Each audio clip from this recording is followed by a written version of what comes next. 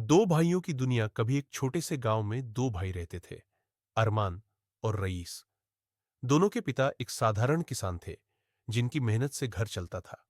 मां हमेशा यही कहा करती थी, बेटा, दुनिया की सबसे बड़ी दौलत प्यार और एकता होती है। अगर तुम दोनों साथ रहोगे तो कोई भी मुसीबत छोटी लगेगी। लेकिन वक्त का पहिया घूमता गया। पिता का देहांत हो गया। मां भी कुछ साल बाद चल बसी। दोनों भाई अकेले रह गए, पर उनके रास्ते अब अलग अलग हो चुके थे। रास्तों का बंटवारा। अरमान बड़ा भाई था, समझदार पर कम महत्वाकांक्षी। वह खेतों में मेहनत करता, मिट्टी से प्यार करता और अपने गांव से जुड़ा रहना चाहता था। वहीं रईस, छोटा भाई, हमेशा बड़े शहर और बड़े सपनों की बातें करता था। उसे लगता था कि खेतों में रहना पिछड़ेपन की निशानी है। एक दिन रईस ने कहा, भैया, मैं शहर जा रहा हूं। यहां कुछ नहीं रखा। मैं बड़ा आदमी बनना चाहता हूं। अरमान ने मुस्कुराकर कहा, जाओ भाई, पर याद रखना, अगर कभी मुश्किल में फंस जाओ तो यह मिट्टी तुम्हारा घर है। रईस ने सिर्फ सिर हिलाया और शहर चला गया। शहर की चमक। शहर में रईस ने छोटी नौकरी से शुरुआत की, फिर व्यापार में कदम रखा। वह चालाक था, दिमाग तेज और बोलने में निपुण। धीरे धीरे उसने रिश्वत, जोड़ तोड़ और झूठ का सहारा लेकर अपनी जगह बना ली। कुछ सालों में वह करोड़पति बन गया। शहर में उसका बड़ा बंगला था, गाड़ियां, नौकर चाकर और समाज में नाम। लेकिन उस चमक के पीछे एक अजीब सा खालीपन था। हर रात वह बड़े बिस्तर पर अकेला लेटा सोचता, भैया क्या कर रहे होंगे, खेत अब कैसे होंगे। गांव की सादगी। वहीं दूसरी ओर अरमान अपने पुराने खेतों में अब भी मेहनत करता था। उसके पास पैसा नहीं था, पर आत्मसंतोष बहुत था। वह गांव के बच्चों को पढ़ाता, बुजुर्गों की मदद करता और हर किसी के चेहरे पर मुस्कान लाने की कोशिश करता। लोग उसे गांव का दिल कहते थे। अरमान की पत्नी जैनब थी, सरल पर समझदार। वो कहती, हम गरीब सही, पर सुकून से तो जी रहे हैं ना।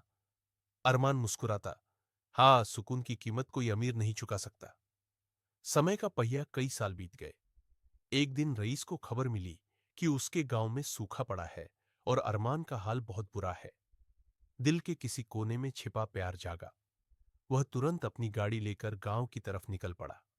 वहां पहुंचकर उसने देखा, अरमान के खेत सूखे पड़े हैं, फसलें जल गई हैं और घर टूटा फूटा सा है।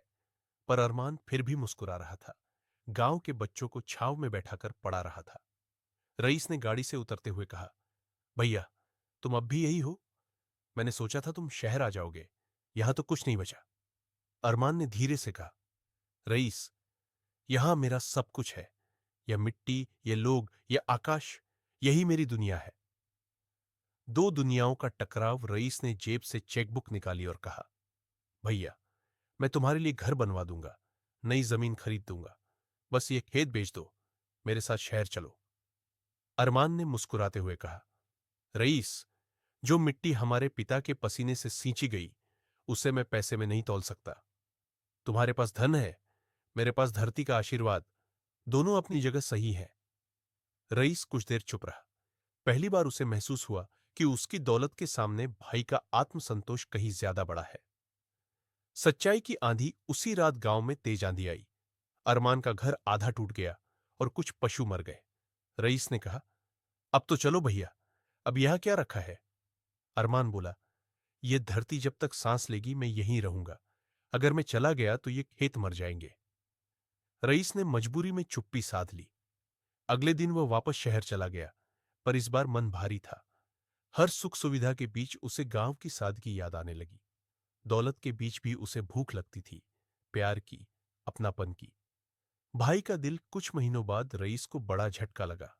उसके व्यापार में घोटाला हो गया। मीडिया में बदनामी हुई, लोग भाग गए। वह अकेला रह गया। उसकी आंखों के सामने सिर्फ एक चेहरा था, भैया अरमान का। वह फिर गांव लौटा। वहां उसने देखा, अरमान का चेहरा पहले से झुर्रियों वाला हो गया था, पर आंखों में वही शांति थी। अरमान ने भाई को गले लगा लिया और कहा, तू लौट आया, यही काफी है। रईस रो पड़ा, भैया, मैंने सब खो दिया, पैसा, इज्जत, सब। अरमान ने कहा, नहीं भाई, अब तू सब पा गया है।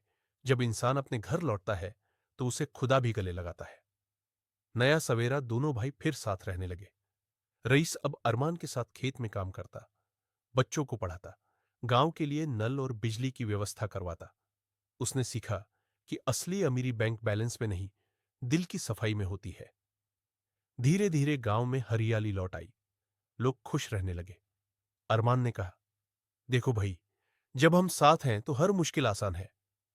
रईस ने मुस्कुराकर कहा, अब मुझे समझ आया भैया, मां सही कहती थी, प्यार और एकता ही सबसे बड़ी दौलत है।